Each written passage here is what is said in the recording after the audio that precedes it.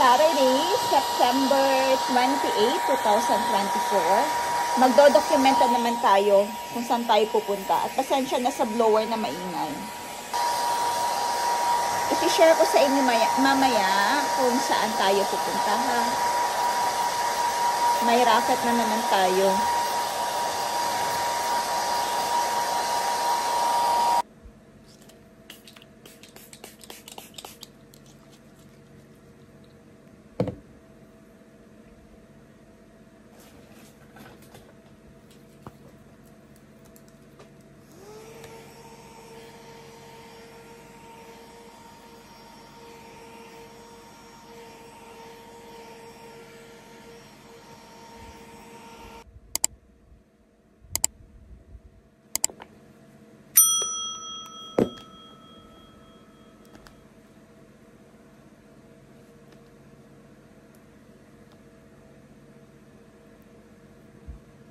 Magpa-foundation ako ngayon. So, hopefully,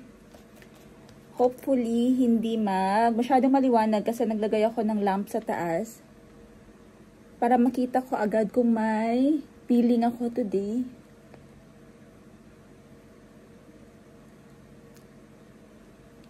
Kasi thrice a week, naglalagay ako ng tretinoin for micro peeling lang.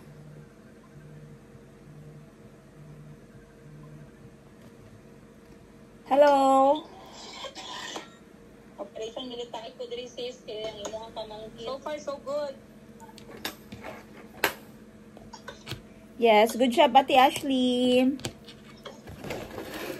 I'm so proud of you. Yes, ice cream and breakfast na. Pagtan siguro na ako na siya gano ay. So what are you gonna have for snack? Okay. More gadget na ha? More TV na. Moisturizer. Mag-out sa ako. Mag-out sa ako ha. Dadali na ko. Bye-bye. Bye. So, I think magbo-bolt na naman ako papunta doon. Dahil tinawagan ako ng aking kapatid na pachika and parang malilate na ako.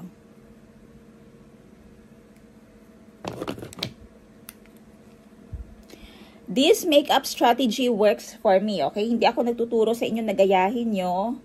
Pinapakita ko lang ang aking makeup routine.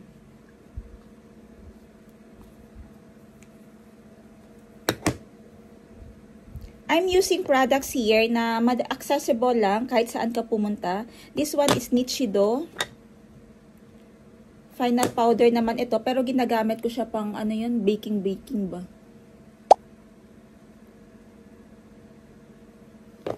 Okay, so meron na tayong eyeliner. I don't know if na-press ko yun kanina. Ang ginamit kong eyeliner ay of course from Brow It Ultra Fine Eyeliner 0.01 mm. So very sleek ang kanyang design, ang kanyang tip, which is napakagandang gamitin not only for the beginners but also for the professional. Sa beginner, ang ganda niya kasi makakagawa ka agad ng lining mo, yung wing effect, and then i-form mo na lang siya na wing. Yung aking lashes paubos na, which I like it. Napaubos na siya para makapag ma-relax ko na siya. Tagal din naubos nung nung lashes ko. 1 month, over 1 month. Maganda ang kapit niya.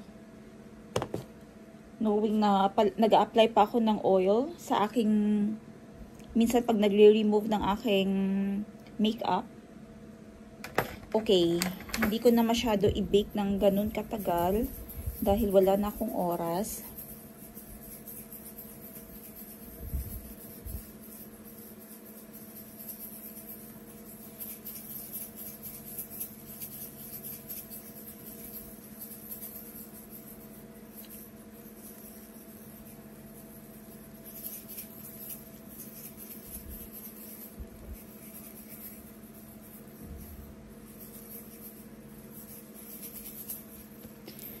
Okay, next.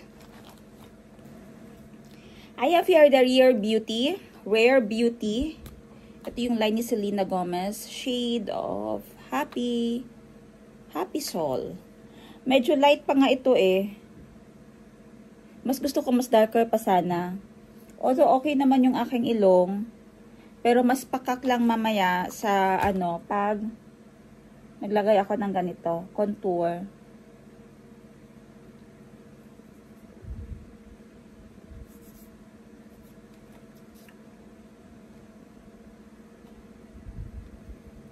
Mas pakak lang siya pag merong contour. Pero normally, hindi naman ako nagaganito. Pinatuloy ko na lang para makita ninyo.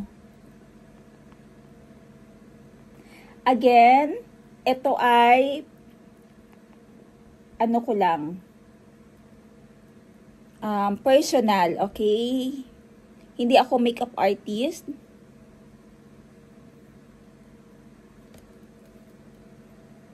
But mahilig ako sa makeup.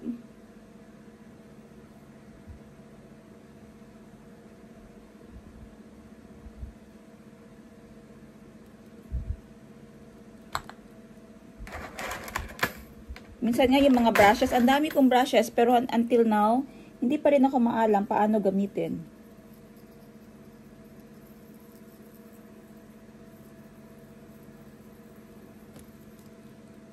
Masyadong maliwanag. Adjust natin kaunti. Okay. So, ayan na siya. Next ay from Rare Beauty again. This very subtle na liquid cream blush from the shade of Bliss. Ang color ko kasi is morena po ako. Sobrang brown ko sa personal. I don't know bakit maliwanag siya dito. Siguro dahil sa ilaw. Okay, try natin na i-off ang ilaw para lumutang ang totoo kong kulay. Yan, pag walang ilaw.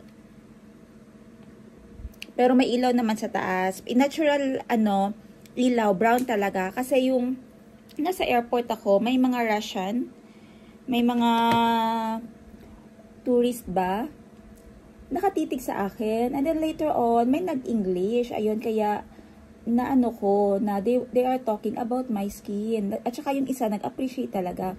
Sabi ng isa ay, I like your skin color. Kasi sobrang naman talaga ang pag-brown ko sa Pinas. Gala ng gala, expose sa init, which is gustong-gusto ko. Nag-hiking pa. Gustong-gusto ko talaga ng... Gustong-gusto ko talaga yung aking pagka-brown. Darker ako. Ang daming nagsabi din pagdating ko dito sa Thailand na sobrang ang ganda ng aking pagka-brown. Kahit mga Pinoy. Yung lutong morena talaga. Hindi naman yung masyadong dark na din. Dark brown. Ayan. May changes kaunti, no? Subtle effect lang yung ating tawag dito. Blusher. Last ko na ilalagay. Hindi pa pala last. Maglalagay ako nitong this is my, tawag dito, teardrop,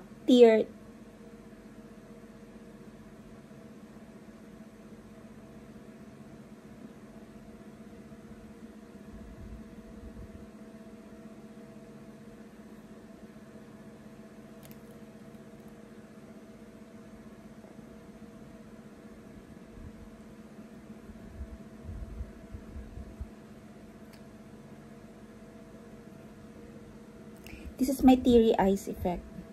Ayan. Effect yan mamaya sa live natin. Patay late na ako. Maglalagay lang ako ng highlighter. O, kita nyo, kulang yung mga brushes ko.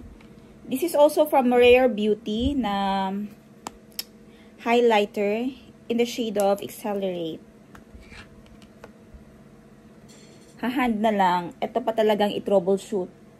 Malambot, Selena Gomez. Malambot ang iyong highlighter. Ito talaga yung common review dito. Itatry ko sa susunod ang kanyang cream. Ang lambot, nabasag, oh. Before pa ako bumili nito, may mga reviews na talaga na ang bilis niya mabasag. So, mabilis nga.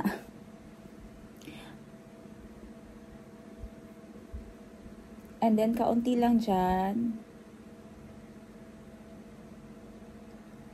Little goes a long way. Masyado madami mag-makeup. Pang-effect lang yan mamaya sa live selling para hindi boring ang mukha natin. And then, kuha lang tayo ng brush.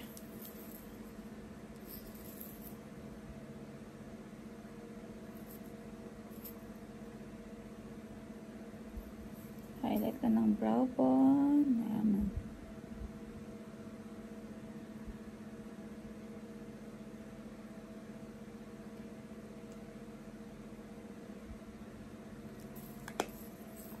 Okay na yan. Kasayang ng mga ano. Ito troubleshoot ko na naman yan paano ayusin. Okay, pack na yan siya. And lastly, I will do my lip. This is from Kathy. Thailand brand to siya. Na malaking brand naman sa Thailand.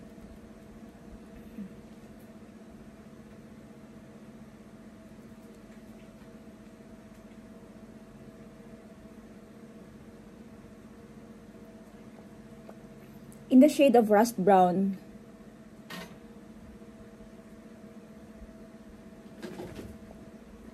Kasi dapat long lasting ito siya eh. Para mamaya kahit makain tayo, may hindi siya matanggal.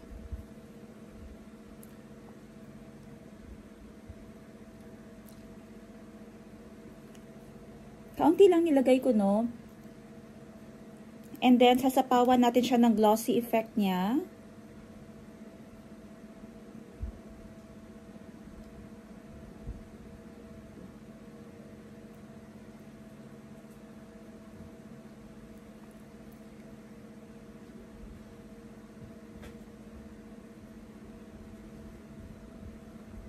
Okay. Ayusin ko lang aking buhok. Papakita ko din sa inyo ang process para alam niyo yung mga ginagawa ko sa aking buhok, no? Ayan na, off to go na tayo.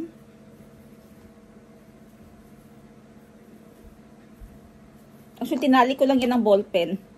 Pero hindi yan ang aking buhok. Magbo-blow dry pa ako saglit. Maki-hairbrush dry lang ako. And I'll be back for my final look.